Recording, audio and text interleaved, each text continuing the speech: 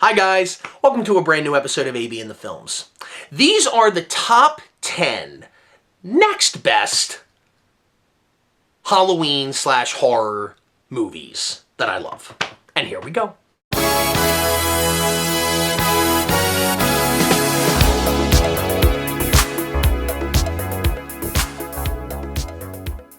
Paranormal Activity, but only 1 and 2.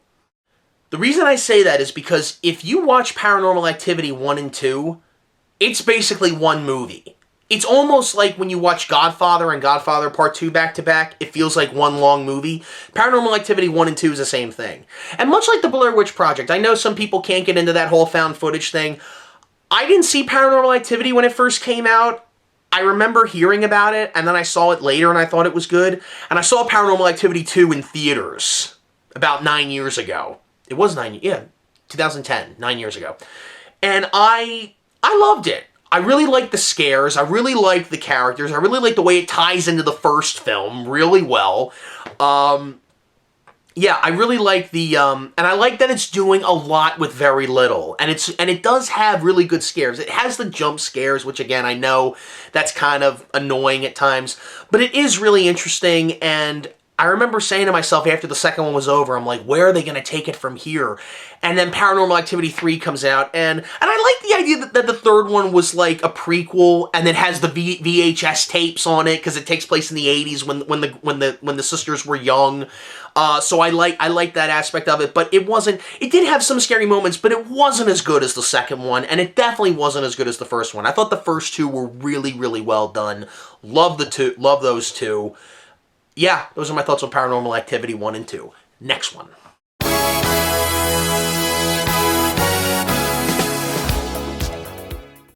Orphan. This is another movie that has that quote-unquote twist ending. And I remember when this film came out in theaters. This came out about 10 years ago. I didn't see it in theaters. I saw it when it came out on DVD. And I remember I sat down with the family. We were looking for something to watch on a Sunday afternoon. We were all home. We sat down, we watched it, and by the end of the movie, much like Psycho, much like The Sixth Sense, I just remember saying to myself, that is one of the most genius twists I've ever seen. That twist is up there with the big twist from Alien. And if you're wondering what twist I'm talking about the one that concerns Ash, okay, from Alien. It's up there with that twist. I did not see that coming. And it makes sense, and it's one of those things where when they explain the twist at the end, you start to see the results, because you have all these questions throughout the movie, and you're like, that makes sense now. Now I get it. Like, it was good, and it was suspenseful. If you don't know, this family who sadly had a miscarriage is looking to adopt a child, and they go to this orphanage, and they meet this young little girl named Esther, and they adopt her. And slowly but surely, things start to go wrong.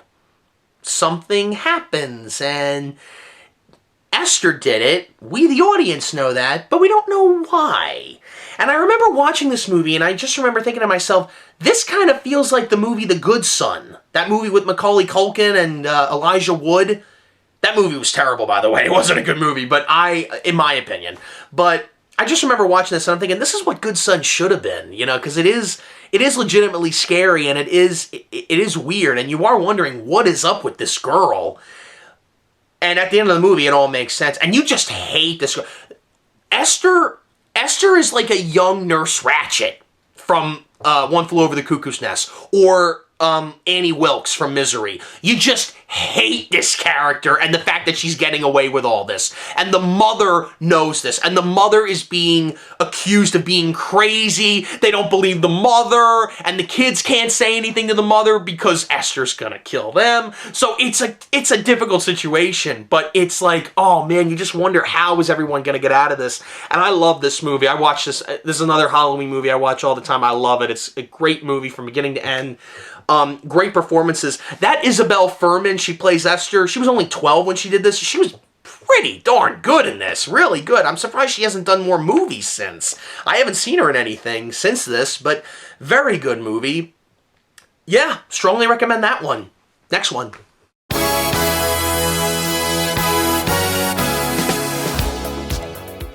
A Nightmare on Elm Street.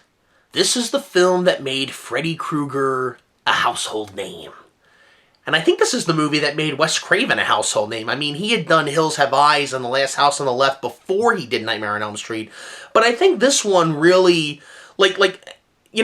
people sometimes refer to Wes Craven as the new master of suspense. I mean, Alfred Hitchcock will always hold that title. But Wes Craven, Nightmare on Elm Street is legitimately scary. And it does have funny moments. I mean, guys, it's Freddy Krueger. I mean, it's gonna be scary, yeah, but it also has good, funny moments in it, too. Especially in the sequels. Which, again, I haven't seen the sequels. I hear they've got a reputation. Some of them are bad. Some of them are good. I've heard that New Nightmare is a good one. Wes Craven's New Nightmare from 1994. I heard that one was a good one. Because that one was like a movie within a movie. Like they're making another Nightmare on Elm Street, but Freddy Krueger really is real. You know what I mean? It's kind of like Seed of Chucky. They're making a Chucky movie, but Chucky really is real. It's kind of like that, I guess. Freddy vs. Jason I would like to see. I haven't seen it yet. That looks incredibly stupid, but very entertaining. It just does. But not about that. Nightmare on Elm Street. I like it. I really like that movie. That creepy song, 1, 2, Freddy's coming for you. We all know that. This was the movie that I think put New Line Cinema on the map. Because New Line Cinema was a little independent company, I think, until this movie came along. This movie put some money into the company, I think, because it was a huge hit. Which is why they made sequel after sequel after sequel after it, I think, year after year. But I really, really enjoy this film. I love Robert Englund's performance as Freddy Krueger. He was Freddy in all of these, especially in this one. I like the way that it's and again, this is based off a true story. The whole Freddy Krueger thing was written into it, but kids were dying from sleep deprivation, and they would just wake up dead, and parents wouldn't know why. And that makes it a little creepier, but especially if you've seen this movie. But I really do enjoy the performances in this. I love the that scene when that kid falls into the bed and the TV goes in and the blood just splatters up out of the bed. I don't know how that was done. I don't know how they did that. I would love to see a behind the scenes on this, and I know that's out there. There's got to be a behind the scenes on Nightmare on Elm Street. In fact, I think there is. It might be on the Blu-ray release. But great horror film. I think Freddy Krueger is up there with Chucky, Michael Myers, Jason Voorhees. I never really got into Friday the 13th. I never got into those. I know the story and Jason Voorhees and everything, but I never could get into those. But I just find Jason kind of boring. He just reminds me of Michael Myers. He's Michael Myers with a hockey mask and a machete. It's the same thing, pretty much. But Nightmare on Elm Street, love it. Very suspenseful. It's one of my favorite Wes Craven films, aside from the Scream movies. But and Red Eye. Red Eye was another good one. But Nightmare on Elm Street, great film. Recommend it. Next one.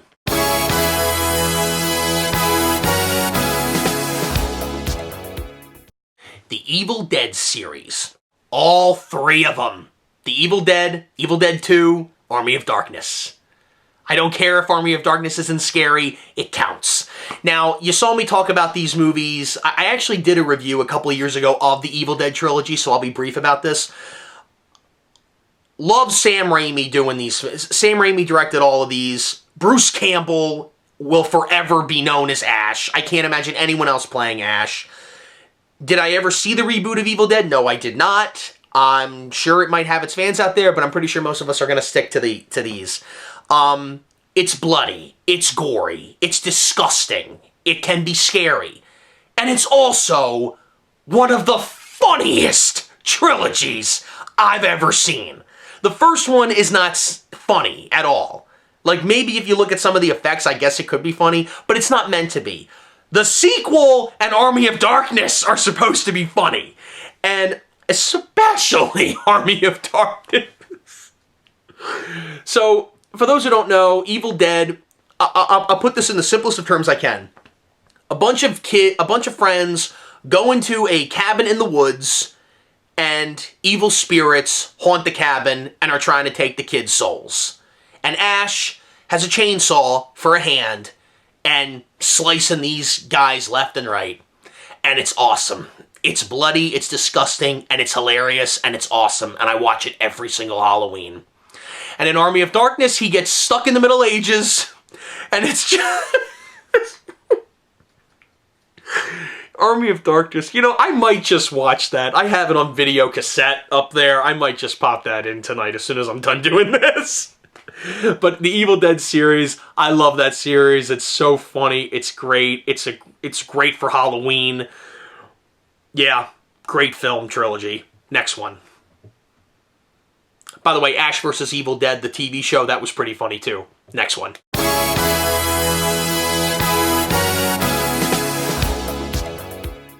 The Shining.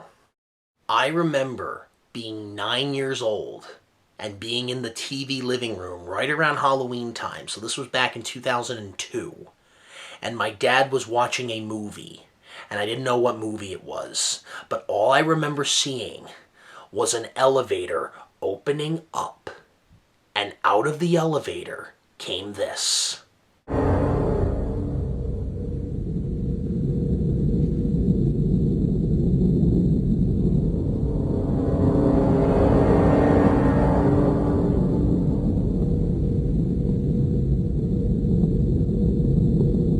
And I said to myself, what is this movie? But I didn't know it was called The Shining until a few years later when I finally watched The Shining for myself.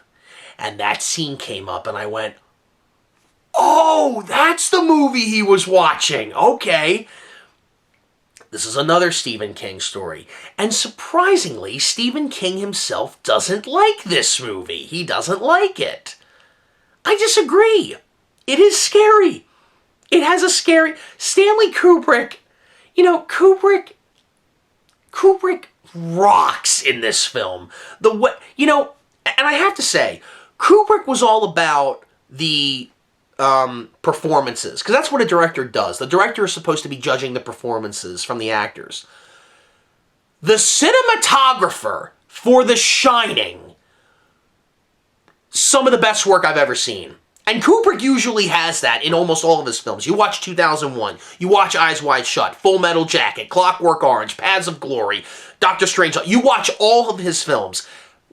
Wonderful cinematography. The Shining, these images are pumped into your mind. You're never going to get rid of these images. The wide shot, it's a slow movie. It's very slow. I mean, the scary stuff doesn't start happening. Actually, it does start happening like 20 minutes into the movie. But once they get to the Overlook Hotel, it gets really creepy. And it's a very slow movie. But that's Kubrick in general. Kubrick's movies are always slow. I mean, the movie's like 2.5 hours, 2 hours, 45 minutes. It's a long movie. But Jack Nicholson plays a writer, and he's supposed to be staying at the Overlook Hotel. He's supposed to be taking care of it. He's going to be the caretaker for the winter. And he thinks, well, I'll bring my family up there. I'll write my novel while I'm up there. And slowly but surely, he starts to go mad over time, because this is months and months and months of them living in isolation in this wonderful hotel. I mean, it's huge. You can get lost in this place. And it almost becomes like a certain character. Like, if you look at the hotel, it almost becomes a character itself. And what I love is, I love when Danny, the little boy, he's riding on the tricycle, and just the way Kubrick uses the sound in this.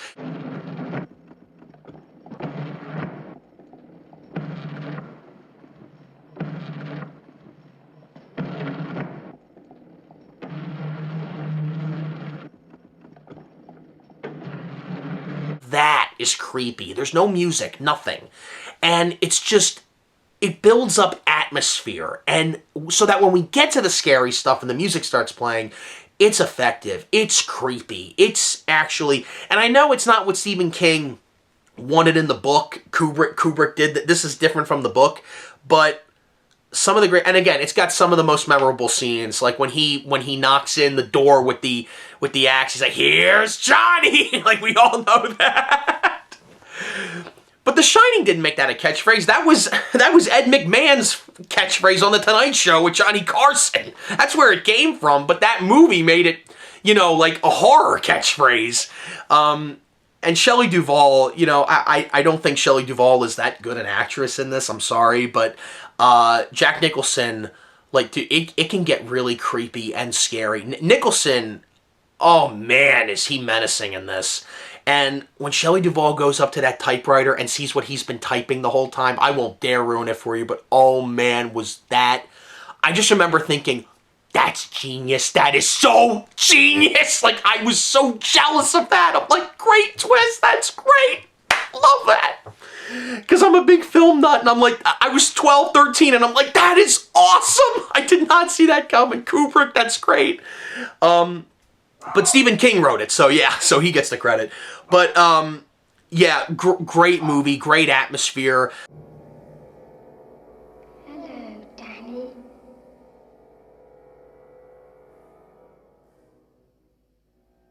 Come and play with us.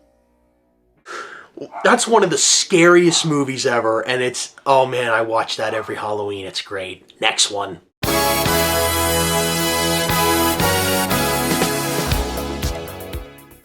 The Uninvited.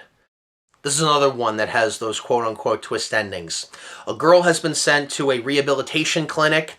She comes back to stay with her father and this woman that he's been dating. And she has a sister, and the mother tragically passed away from cancer, and her and the sister are starting to wonder, because the woman that their dad is dating was their mother's nurse. And they start to see something odd about this woman, and they're like, the two sisters, they go, I don't think Mom really died of cancer. I think the nurse was doing something. I don't know. And they start to investigate. And that's all I'm going to say about this movie. This movie's actually based off of, I think, a Japanese horror movie. I could be wrong about that. But the American version, which is this one, this is very good. Very well done performances. A great twist. And again, it's one of those movies, like when they show you the twist, they show you all the scenes from before, and you kind of piece it together a little bit, kind of like The Sixth Sense did. But it's just, oh man, I did not see that coming. It was just so great. My sister introduced me to this movie. I love it. I watch it every year. Definitely check this movie out. Great performances, good thriller movie. Great twist ending, suspenseful. It's got everything you want in a movie to watch around this time of the year. Next one.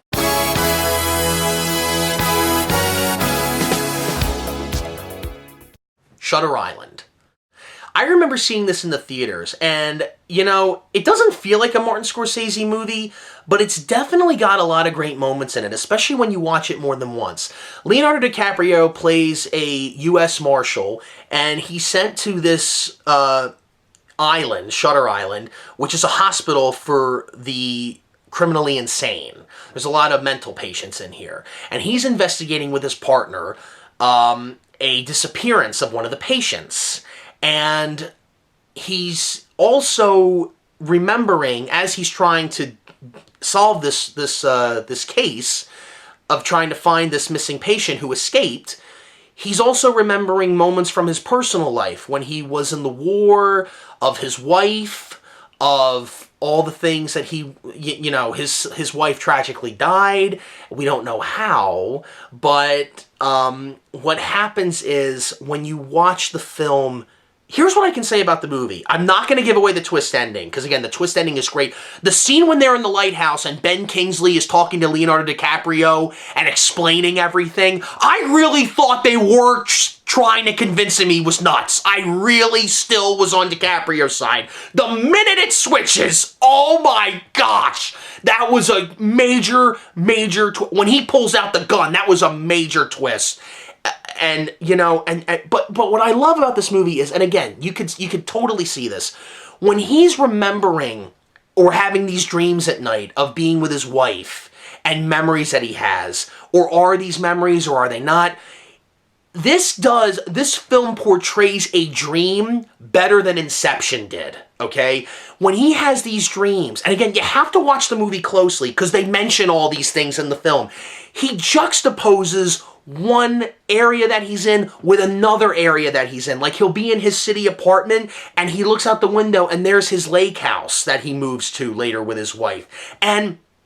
And he kind of puts two and two together, and they don't belong together. It's not real because it's a dream. But all these little things in the dreams that he has, dreams, not just the one that he has, a lot of them, they all add up at the end of the movie when the big twist is revealed. They show you what happened, and the anagrams he has for these things, and the way he tries to put the case together, and the way it is already together, but we the audience don't know that until the end of the movie happens. And it's just, oh man, it's just such a great movie to watch. And it's not really a Halloween movie. It's not even a horror movie, but it does have scenes in it that are legitimately creepy. I will say that. And DiCaprio's great in this. I mean, like, he's great in a lot of movies, honestly. But the scenes he has with Ben Kingsley throughout the movie, and especially at the end in that lighthouse scene at the end, and that scene's like a 15, 20-minute long scene, but it feels like 5 minutes. It goes by so quick. And Michelle Williams was great. She gets overlooked in this movie. She was great in this. Really, really well-made film. Love that. If you have not seen Shutter Island, I highly recommend that you check this movie out. You will not regret it. You will not look at your watch saying, when will this movie end? No, the minute this movie ends, you're going to want to watch it again just to look at all the things that you missed. Because you will miss some things the first time you see it. But it's great. It's a great movie. Next one.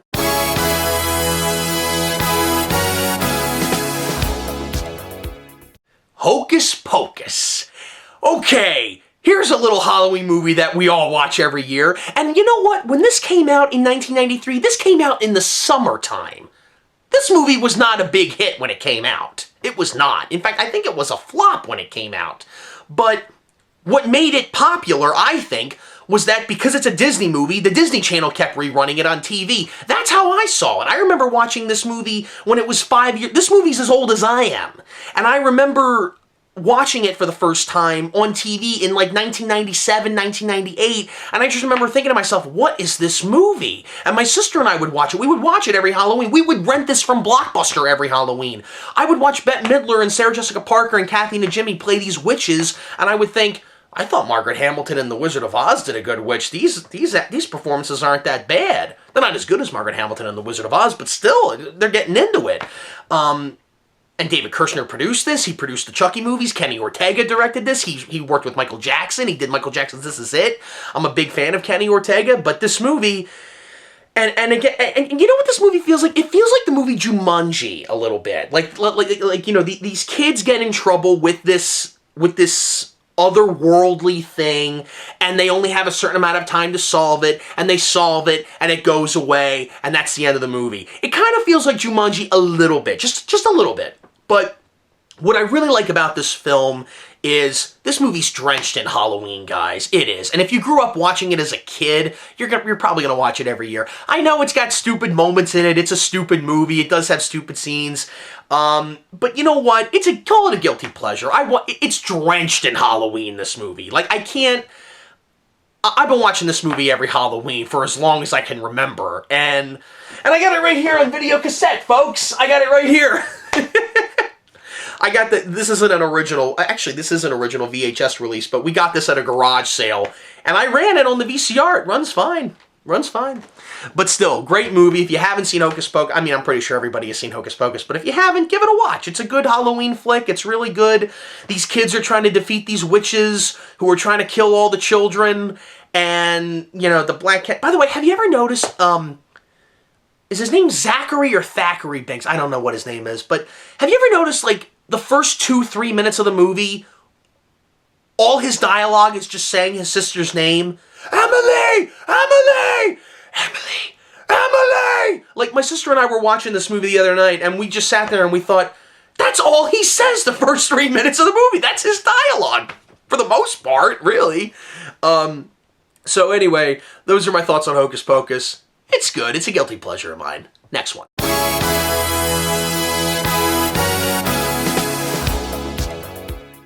Trick or Treat. This is another film with twists everywhere. And, you know, I remember when this movie came out, I didn't want to see it, but a friend of mine introduced me to this movie. And he said, "Have you ever seen the movie Trick or Treat?" I said, "No, I've heard of it, but I've never seen it." He goes, "You gotta watch this movie. You're gonna love it. If you love twist endings and scary movies, you're gonna love this." I said, "Okay." It's not a scary movie. What this movie is it's basically 4 different Halloween stories juxtaposed together. So when you watch this movie a second time, it doubles back on itself. It's kind of like Pulp Fiction. Like, all these stories are intertwined somehow, but you have to, like, watch it again to see it.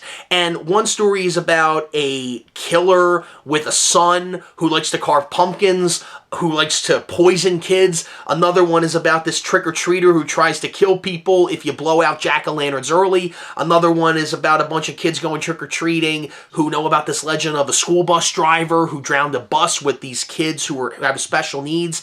Another story is about these hot teenage girls dressing up as, you know, those outfits for Halloween, but they may or may not be human. We don't know. So it's like that. So it's drenched, much like Hocus Pocus, it's drenched in Halloween.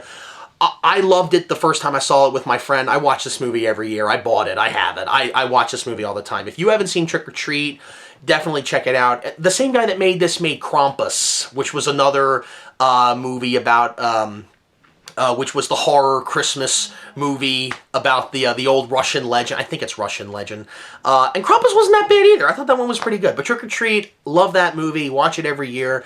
Definitely check that one out. It's a lot of fun. A lot of twist endings in that. And the number one next best Halloween film that I watch every year is... It's The Great Pumpkin, Charlie Brown. My parents grew up with this. I grew up with this. I watch this every year on videocassette. I have it right up there with the other Peanuts videos. Watch this every year. There's something about the music with Linus and Lucy and the fall colors and the animation. And it's just, it just takes you back to being a kid again. And I can say that, and so can my dad. But I love this. I'm pretty sure we've all seen this. We watch it on TV. I don't watch it on TV anymore. Have you ever noticed that they cut a lot of the stuff out on TV to make room for commercials? So I got it on video. I just pop it into VCR and watch it that way. But yeah, it's The Great Pumpkin, Charlie Brown. That's definitely one of my favorites. I just love the fall colors. I love the music. I mean, like, it's a Peanuts cartoon. We all love Charlie Brown. It's great.